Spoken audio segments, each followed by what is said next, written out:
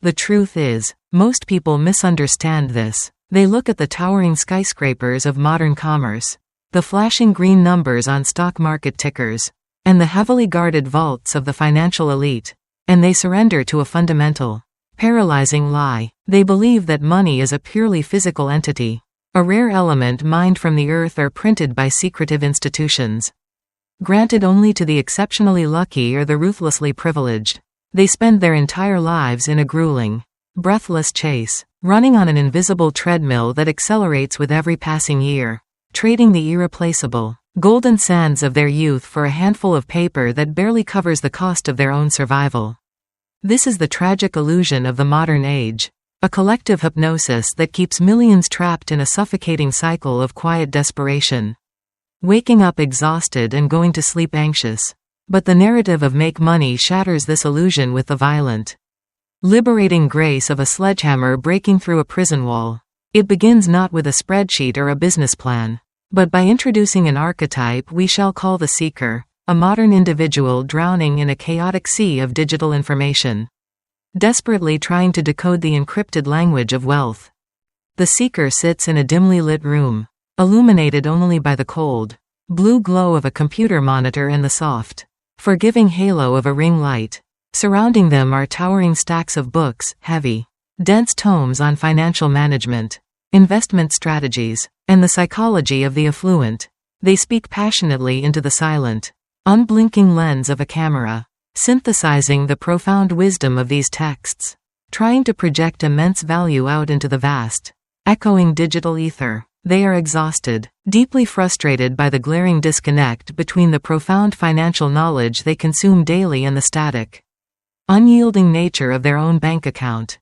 They have bought into the myth that hard work alone, the sheer, linear exchange of countless hours for a predictable wage, will eventually build an impenetrable fortress of security.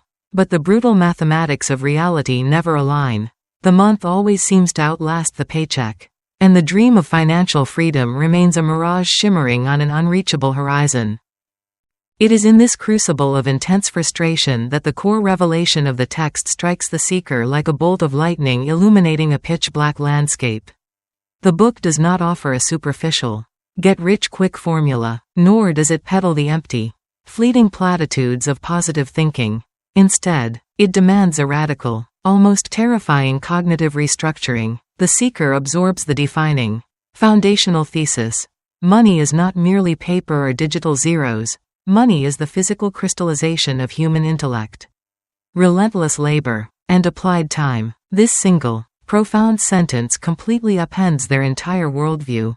If money is truly crystallized energy, then the agonizing lack of money is not a lack of external, hoarded resources, but a tragic failure to properly harness, package, and convert internal, infinite energy. The seeker looks around their small room with new, piercing eyes. They realize, with a sudden rush of vertigo, that they have been sitting on a gold mine while begging for copper. They have been looking outward for capital, waiting for a savior, an angel investor, or a miraculous stroke of luck, completely blind to the immense, untapped reservoirs of capital residing within the folds of their own mind and their immediate physical environment.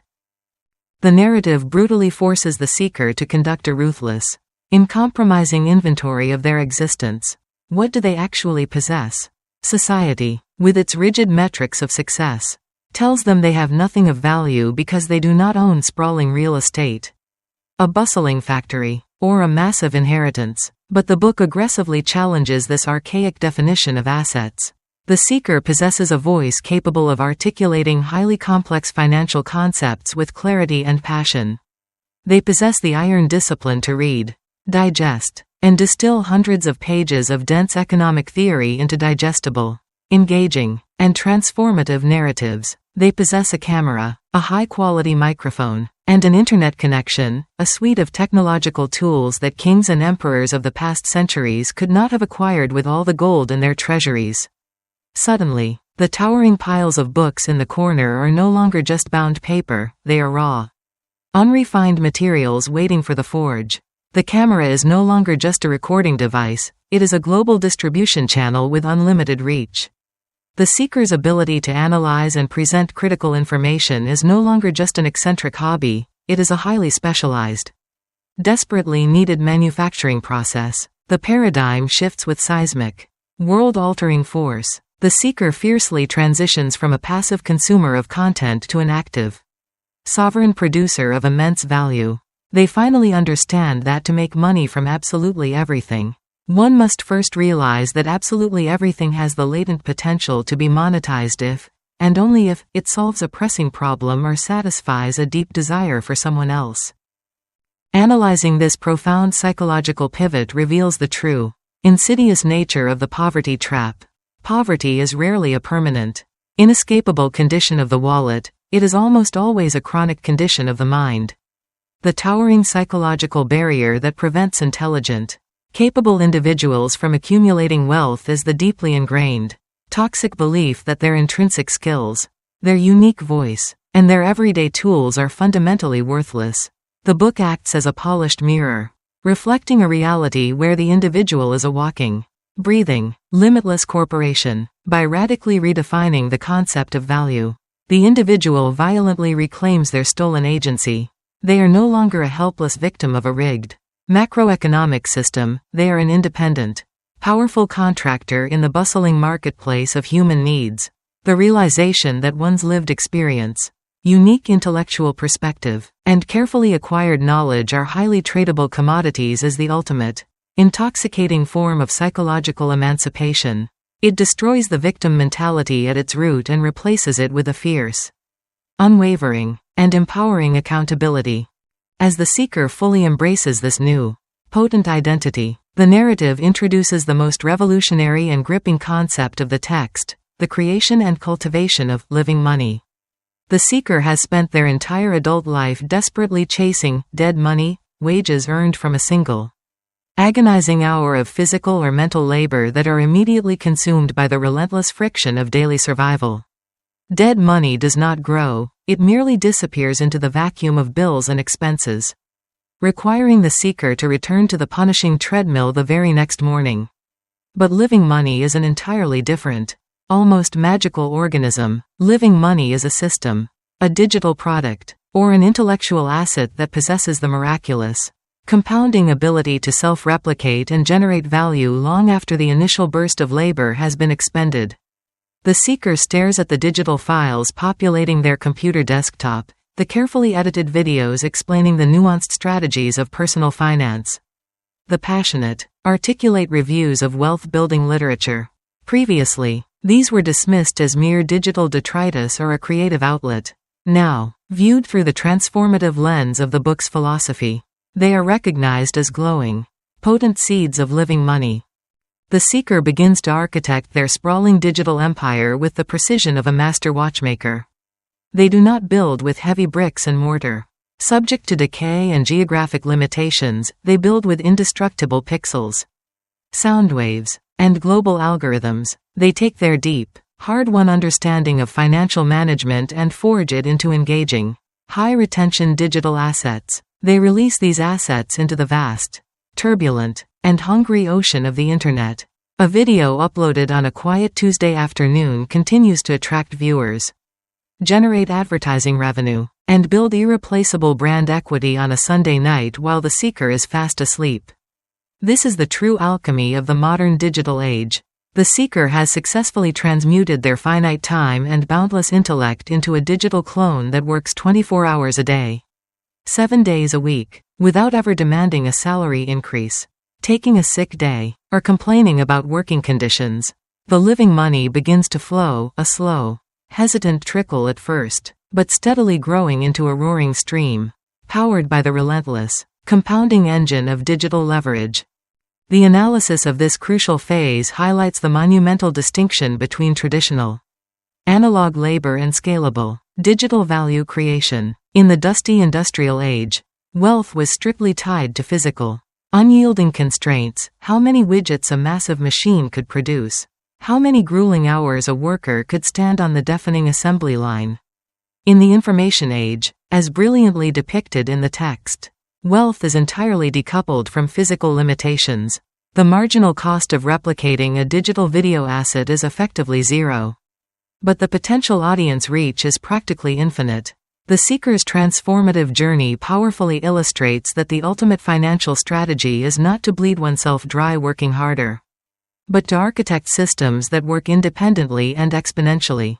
The paradigm of living money teaches that true, unassailable wealth is measured not by the static amount of cash hoarded in a dark vault, but by the robust, self-sustaining nature of the automated cash flows one has successfully engineered. It is a necessary, evolutionary shift from linear, exhausting accumulation to exponential, liberating growth. The emotional intensity of the narrative deepens profoundly as the seeker experiences the intoxicating, dizzying liberation of this new reality. They are no longer paralyzed by the suffocating fear of poverty, because they have finally deciphered the hidden mechanics of abundance. They look at the everyday, mundane objects around them, a smartphone, a spiral notebook, a quiet, empty room, and they no longer see a mundane, limiting reality. They see a boundless laboratory of wealth creation. They walk through the world with a heightened, electric state of awareness, their mind constantly, automatically scanning for market inefficiencies, painful problems to solve, and innovative new ways to package their financial expertise into highly valuable, irresistible offerings. The heavy, crushing burden of financial anxiety, a generational weight that has crushed the dreams of their ancestors, begins to lift from their shoulders. They feel a surging, unstoppable momentum building in their chest. The realization that they hold the literal power to manifest capital from thin air, or rather, from the highly disciplined, strategic application of their own intellect and voice, is a sensation of unparalleled, godlike power. The world is no longer a hostile, competitive environment to merely survive. It is a vast, fertile, and welcoming landscape waiting eagerly to be cultivated. Yet, this profound awakening is merely the genesis of the journey, the striking of the match in the dark. The seeker has learned the elegant theory of transformation. They have tasted the first sweet fruits of living money. They have shattered the invisible glass ceiling of their own deeply held limiting beliefs. But the treacherous path to enduring, monumental wealth is fraught with new, complex, and highly dangerous challenges. The transition from a solitary, inspired creator to a dominant master of the marketplace requires far more than just a shift in mindset. It demands rigorous, flawless execution, strategic foresight, and an unwavering, almost fanatical commitment to the true ethos of service. How does one protect these fragile, nascent streams of digital income from the volatile, unpredictable storms of the global economy? How does the seeker ensure that their relentless pursuit of wealth does not corrode their very soul, turning them into a miserable slave to the very digital systems they have so painstakingly built? The initial euphoria of discovery must now be urgently tempered by the cold, hard, unforgiving discipline of management and the heavy ethical responsibility that always accompanies immense financial power. The intellectual foundation has been laid. The illusions of the past have been burned away in the fire of realization. And the seeker now stands at the dizzying precipice of a vast, uncharted territory, completely ready to plunge into the deep, intricate mechanics of sustained, lifelong success. The seeker plunges into the chaotic, unforgiving arena of the open marketplace, armed with their newfound understanding of living money, only to collide with a terrifying, invisible wall of profound indifference. They have constructed their digital assets, meticulously crafted videos, deeply researched financial guides, eloquently spoken audio tracks, and released them into the wild, expecting a tidal wave of capital to immediately rush back into their accounts. Instead, they are met with the deafening, agonizing silence of a world that simply does not care. The analytics dashboards, once a source of exhilarating anticipation, now stare back with cold, stagnant zeros, mocking their ambitious efforts. A creeping, icy dread begins to wrap around the seeker's heart. Did they misinterpret the sacred text? Is the philosophy of transmuting intellect into capital merely a comforting fairy tale told to the gullible? They sit in the harsh glare of the monitor, experiencing the crushing, visceral pain of rejection, watching their precious living money slowly wither and die on the vine before it can even take root. They had built the machine. They had flipped the switch. But the gears violently ground to a halt. refusing to turn, refusing to yield the promised harvest of absolute financial freedom. It is in this dark, agonizing valley of commercial failure that the second, far more demanding revelation of the book violently grips the seeker by the shoulders. They realize, with a sudden, humiliating wave of clarity, that their entire approach has been fundamentally, fatally corrupted by a toxic strain of profound selfishness. They had asked the marketplace a completely backwards question: how can I extract money from you? The market, an infinitely complex, deeply intuitive organism, instantly detected this predatory, self-serving frequency and firmly, violently shut its doors. The text brutally exposes the ultimate, unbreakable law of sustained wealth, the law of absolute service. Money is never a primary cause, it is strictly a secondary, inevitable effect. It is the trailing shadow of genuine, transformative value provided to another human being. The seeker had been obsessed with the shadow, frantically trying to catch it with their bare hands, completely ignoring the massive, blinding light source required to cast it. To truly make money from everything, one must stop desperately hunting for cash and start obsessively hunting for the deep, unarticulated pain points, the silent frustrations, and the desperate, unmet needs of the massive, struggling collective. This profound psychological paradigm shift shatters the seeker's remaining ego into a million glittering pieces. They tear down their previous digital creations, recognizing them now as hollow monuments to their own vanity. And they start over with a terrifying, radical empathy. They begin to aggressively listen. They plunge into the forums, the comment sections, the desperate pleas of people drowning in consumer debt, paralyzed by inflation, and terrified of their impending financial future.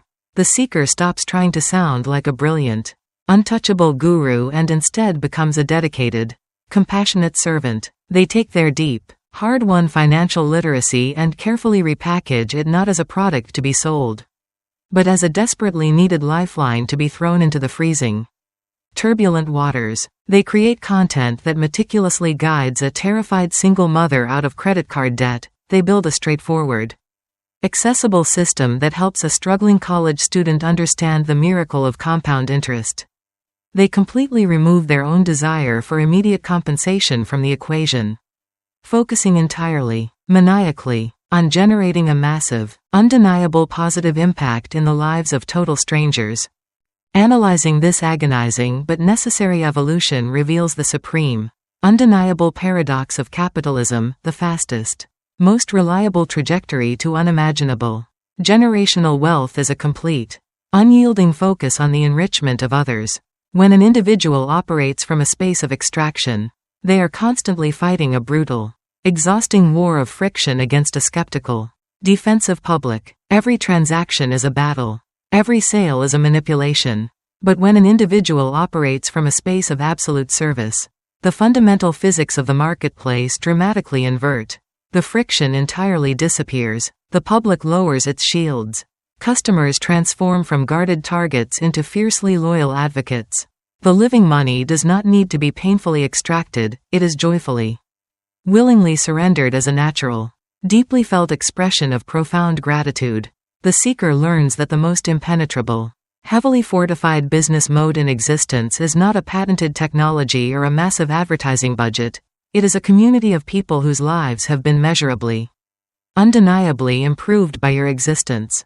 Wealth, therefore, is not a measure of what you have forcefully taken from the world, but an accurate, mathematical reflection of what you have selflessly given to it. As the seeker fully embodies this radical ethos of service, the stagnant gears of the marketplace suddenly shriek to life, catching momentum with a terrifying, breathtaking velocity. The lifelines they cast into the digital ocean are eagerly caught. Viewership violently spikes. Testimonials begin to flood their inbox. Stories of families avoiding bankruptcy. Individuals making their very first investments. People finally sleeping soundly through the night because of the knowledge the seeker provided. And trailing closely behind this massive wave of human impact comes the tidal wave of capital. The living money multiplies exponentially, pouring into their accounts with a relentless, automated consistency that defies all their previous, limited logic. They have successfully turned their innate empathy, their disciplined intellect, and their technological tools into a roaring, unstoppable engine of continuous monetization. But just as the intoxicating fumes of this monumental success threaten to lull them into a dangerous state of euphoric complacency, the narrative sharply pivots, introducing a new, deeply insidious enemy that destroys more empires than any external competitor ever could: the devastating, silent erosion of uncontrolled lifestyle inflation. The seeker stands in the center of their sudden, overwhelming abundance, holding more capital than they have ever seen in their entire life. And they feel the ancient, primal pull of reckless consumption. The societal programming that equates success with the immediate acquisition of depreciating luxury goods screams in their ears. They feel the desperate, burning urge to upgrade their living situation, to purchase the sprawling, excessive mansion, the roaring sports car, the visible, glittering badges of newly minted status to prove to the world that they have finally arrived.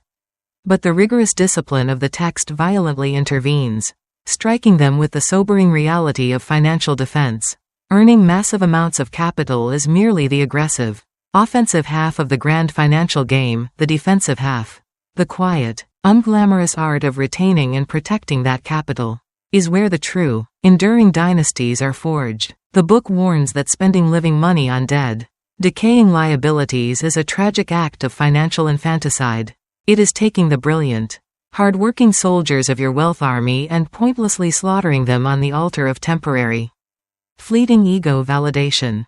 The seeker must now learn the excruciating, ironclad discipline of the golden goose. The massive streams of income they have generated are the golden eggs, the automated systems and digital assets are the goose. To spend the principal, to wildly inflate their lifestyle to match their new income, is to slowly starve the goose to death. Instead, the seeker adopts a Spartan, fiercely protective mentality regarding their cash flow. They forcefully decouple their personal identity from their material possessions. They realize that true, unassailable status is not found in the logos they wear or the vehicles they drive, but in the absolute, sovereign freedom of their time and the impenetrable security of their investments. They take the roaring torrents of their new income and immediately, ruthlessly redirect them into fortified, wealth-preserving vehicles. They purchase appreciating real estate. They acquire broad, stable market index funds. They buy equity in other promising businesses. They are no longer just a creator of digital assets, they are rapidly evolving into a sophisticated, multi-layered capital allocator. They are building a massive, interlocking fortress of diversified wealth that can easily withstand the inevitable, cyclical downturns of the global economy. The analysis of this critical defensive posture exposes the tragic, fatal flaw of the newly rich. The catastrophic failure to understand the fundamental difference between making money and keeping money is why countless lottery winners, professional athletes, and sudden digital sensations inevitably plunge back into the dark abyss of poverty. The human brain is evolutionarily wired for immediate, sensory gratification, constantly seeking the quick, intensely pleasurable dopamine hit of a new purchase. The philosophy of make money demands a violent, conscious override of this primitive biological programming. It requires the individual to elevate their psychological time horizon from the immediate, impulsive present to the distant, legacy-building future. By aggressively reinvesting their profits, the seeker is actively building secondary and tertiary layers of living money. Their original digital assets fund their real estate acquisitions, the rental income from the real estate funds their stock market portfolio, the dividends from the portfolio fund their daily living expenses. This is the ultimate, breathtaking architecture of complete financial invincibility. They have woven a dense, impenetrable web of automated cash flow that completely insulates them from the terrifying friction of the labor market. However, as the seeker's financial fortress grows taller and more impenetrable, throwing massive, cool shadows over the anxieties of their past, a new, deeply subtle psychological shadow begins to creep into their soul. The relentless, obsessive pursuit of optimization, the constant, manic tracking of conversion rates, asset valuations, and compounding interest begins to exact a heavy, unseen toll on their humanity. They find themselves increasingly isolated, viewing every single human interaction through the cold, calculating lens of potential monetization or return on investment. The vibrant, chaotic colors of life begin to drain away, replaced by the sterile, binary logic of profit and loss. They have mastered the complex mechanics of converting everything into capital, but they are terrified to realize they might be inadvertently converting their own warm, beating heart into a cold, metallic ledger. The narrative prepares to guide the seeker through the final, most profound, and deeply spiritual crucible of the text. They must learn the agonizingly difficult art of balancing immense, towering wealth with genuine, grounded human happiness, discovering that a life obsessed solely with the relentless accumulation of living money can quickly devolve into a deeply impoverished, spiritually dead existence. The true ultimate test is not merely achieving absolute financial freedom, but retaining the capacity to actually experience the joy, connection, and profound meaning that such freedom was supposed to secure. The seeker sits in the center of their impregnable financial fortress, a masterpiece of modern architecture paid for entirely in cash, surrounded by the invisible, humming machinery of their automated wealth. The screens in their immaculate, climate-controlled office display a relentless, hypnotic upward trajectory of compounding graphs, a visual symphony of their total victory over the marketplace. They have successfully executed the blueprint. They have taken the raw, unrefined ore of their intellect, their voice, and their time, and they have spun it into an empire of self-replicating digital gold. Yet, as they stare out through the floor-to-ceiling windows at a breathtaking sunset, a violently beautiful splash of crimson, bruised purple, and dying gold across the evening sky, a terrifying, icy sensation grips their chest. Instead of feeling a profound, soul-expanding awe at the sheer majesty of the natural world, their highly conditioned brain automatically begins to calculate the agonizing opportunity cost of standing still. They silently compute the exact fraction of a percentage drop in their hourly revenue generation caused by taking 10 minutes to watch the sun disappear instead of relentlessly optimizing a new, high-converting digital sales funnel. This is the terrifying, silent curse of the ultimate accumulator, the insidious, creeping disease that infects those who win the financial game but lose the narrative of their own humanity. They have taken the book's premise to its most extreme, pathological conclusion. They have literally transformed absolutely everything into money, including the very essence of their own soul.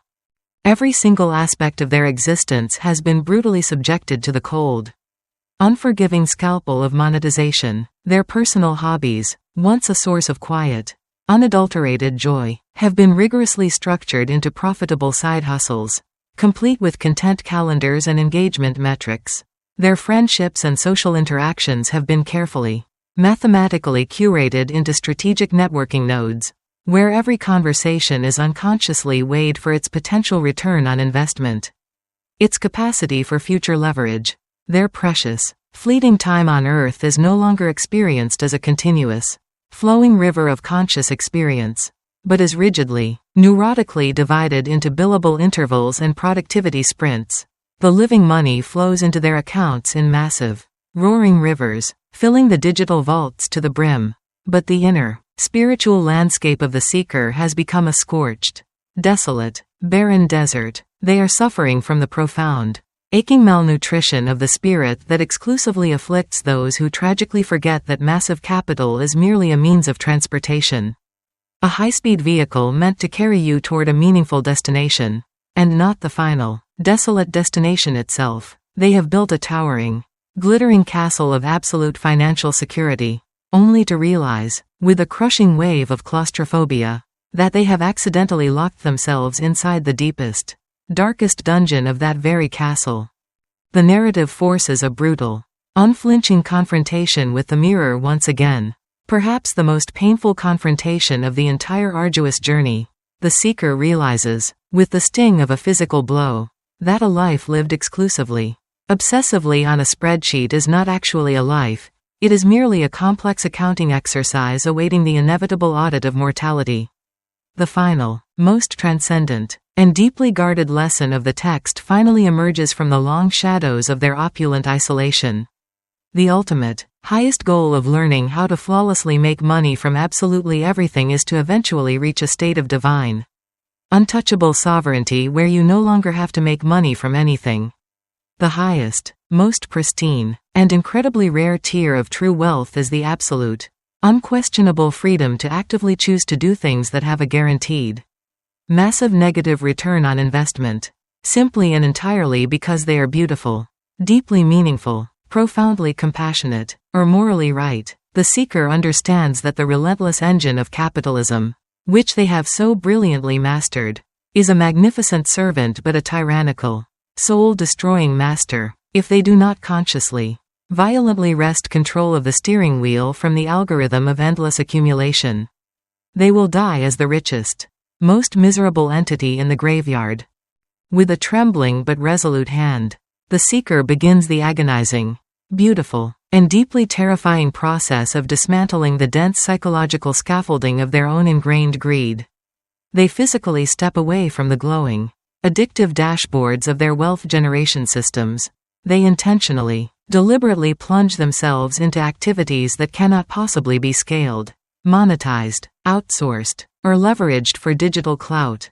They sit on a worn wooden bench in a crowded, noisy local public park and read a physically decaying, analog book just for the pure, unadulterated poetry of the printed words, actively refusing to highlight any actionable data points or business strategies. They find a struggling, desperate, fiercely ambitious young entrepreneur who reminds them of their own hungry past. And they quietly mentor this individual, pouring countless hours of their incredibly valuable, highly monetizable time into this single human being without asking for a percentage of their future company.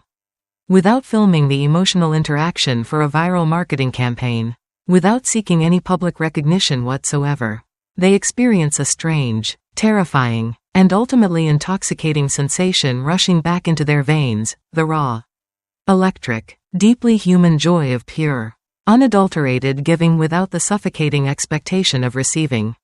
Analyzing this final, critical, and profoundly necessary phase uncovers the immense philosophical depth hidden meticulously beneath the pragmatic, commercial exterior of the book. The long, brutal journey of transforming everything into money is ultimately, in its purest essence, a grueling masterclass in self-discovery, psychological mastery, and, eventually, complete ego dissolution. The initial, foundational stages of the journey strictly require a hyper-focus on the self, aggressively identifying personal intellectual assets, building robust personal systems, violently protecting personal wealth from the corrosive forces of inflation and consumerism.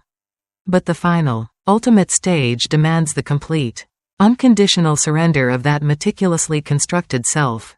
The massive streams of living money, once heavily relied upon as a thick, impenetrable shield to protect the fragile seeker from the terrifying, grinding friction of the impoverished world, must eventually be transformed into a wide, sturdy bridge that connects them deeply and vulnerably back to the collective suffering and triumph of humanity. If the massive accumulated wealth is not purposefully converted into lasting legacy, into localized impact, into the active alleviation of pain for others, it inevitably stagnates, becoming a toxic, heavy sludge that rots the human vessel that holds it. The book subtly, masterfully reveals that true, lasting happiness is biologically and spiritually incompatible with endless hoarding. The human spirit is fundamentally designed by nature to be a flowing conduit of energy and grace, not a dark, sealed vault of stagnant resources. As the seeker deeply embraces this profound, earth-shattering spiritual shift, the vibrant, chaotic colors of the real world violently rush back into their perception. More saturated, brilliant, and breathtaking than ever before in their entire existence.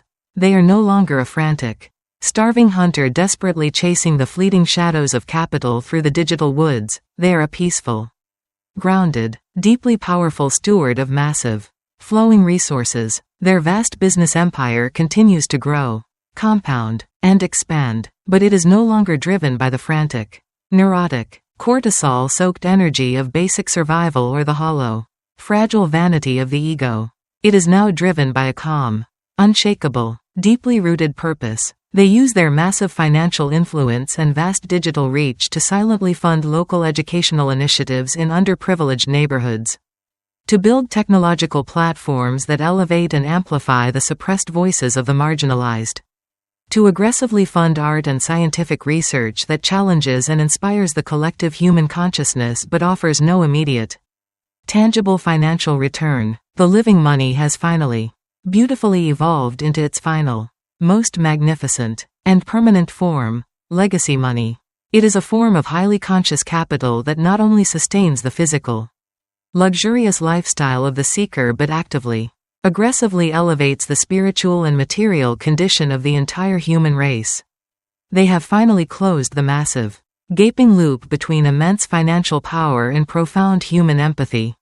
The narrative gracefully brings the breathless reader to a breathtaking, panoramic, high-altitude view of the seeker's fully realized, incredibly potent existence. They are walking slowly through a bustling, crowded city square, completely surrounded by the chaotic, beautiful, deafening symphony of everyday human life.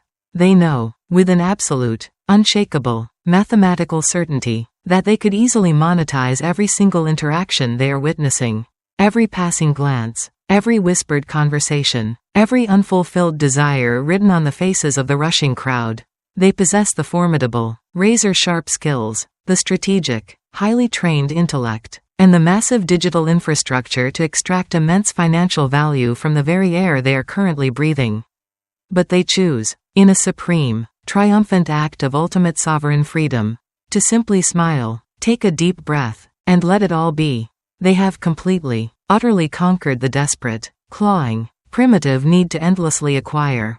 They have flawlessly mastered the intricate, ruthless, and highly complex game of global commerce. And having undeniably won the game at the highest possible level, they are finally, blissfully free to put down the heavy controller and simply, joyfully play in the infinite, boundless, and beautiful sandbox of human life. The ultimate meaning that bien moi tout en tien, make money, fiercely intends to convey to its readers is a revolutionary manifesto of complete personal, psychological, and financial liberation achieved through the highly strategic application of inner intellectual value and boundless, empathetic service. The core, beating message is that immense wealth is never a scarce, external physical resource to be desperately hunted in the outside world, but an abundant, infinite, internal energy to be meticulously cultivated and unleashed from within. The book serves as a profound, transformative psychological blueprint, teaching that by systematically identifying your unique intellectual and experiential assets, courageously packaging them to solve the agonizing problems of others, and fiercely protecting the resulting cash flows with iron discipline, you can absolutely engineer your own impenetrable financial invincibility. Yet, its deepest, most profound revelation is that the ultimate, true purpose of acquiring this absolute financial freedom is to permanently, irrevocably free your mind from the exhausting tyranny of money itself, allowing you to dedicate the remainder of your fleeting life to profound service, authentic human connection, and the creation of an enduring, undeniably positive legacy that will echo in eternity. You do not master wealth to acquire the world, you master wealth to finally own yourself.